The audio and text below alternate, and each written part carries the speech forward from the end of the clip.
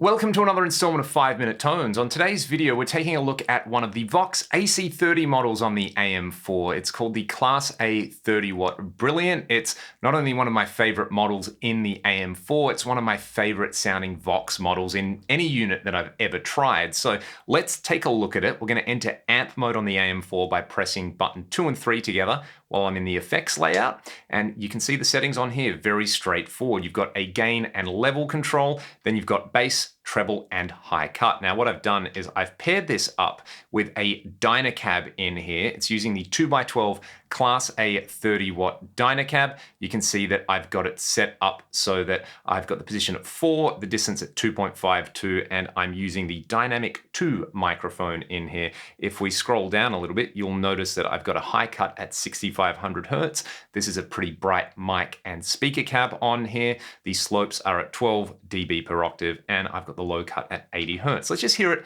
at the stock settings, and I'll kind of show you my go-to magic Vox settings that just always seem to work. I'm on the neck pickup of this Les Paul Custom. It has a Burstbucker 1 in there.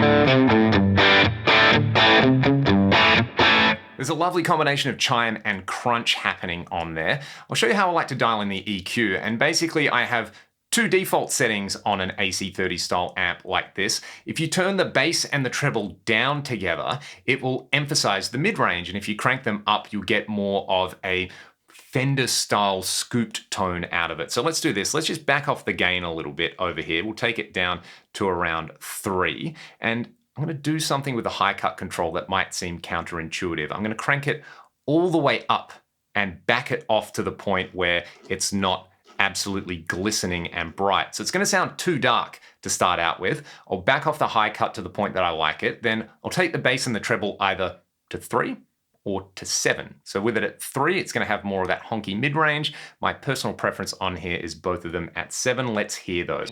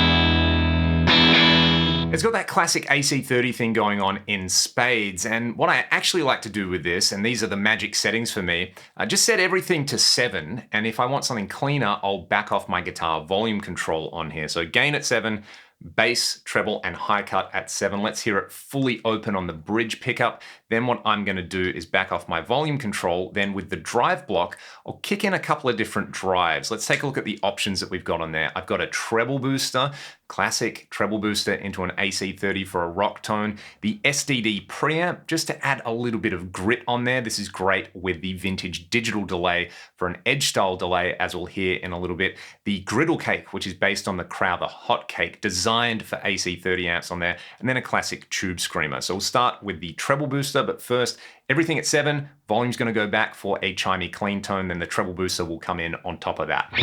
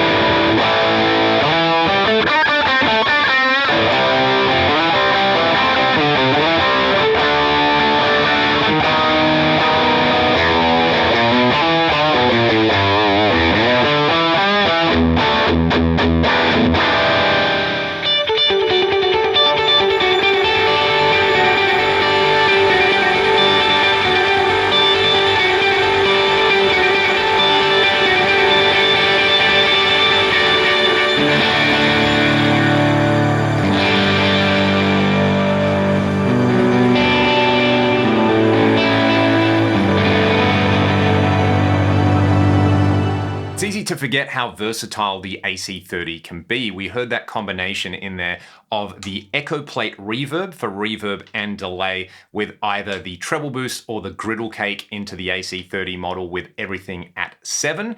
I also used the SDD preamp in here with the amp model gain turned down to about 3.5, and I kicked in this vintage digital delay up front for some Korg SDD 3000 inspired rhythmic echoes, very 80s U2 on there, combined with the Ursa Major reverb in the reverb block for some shimmer. It's so amazing what you can get out of a single amp model, a couple of different channels, and then throwing a drive, delay, and reverb block at it. A real testament to the power of the AM4. And if you've checked out my other videos with this unit, you know there's so many amp models, so many great cab models in there, and a bunch of great effects that you can throw onto it. If you want to check out more, you can grab my AM4 blocks library or my preset pack. This preset is in there with a bunch of others designed as a starting point for your AM4. If you want to support what I'm doing here on the channel, links to my music and my Patreon are in the video description. You can also get my free IR there as well. Now go and make some loud guitar noises,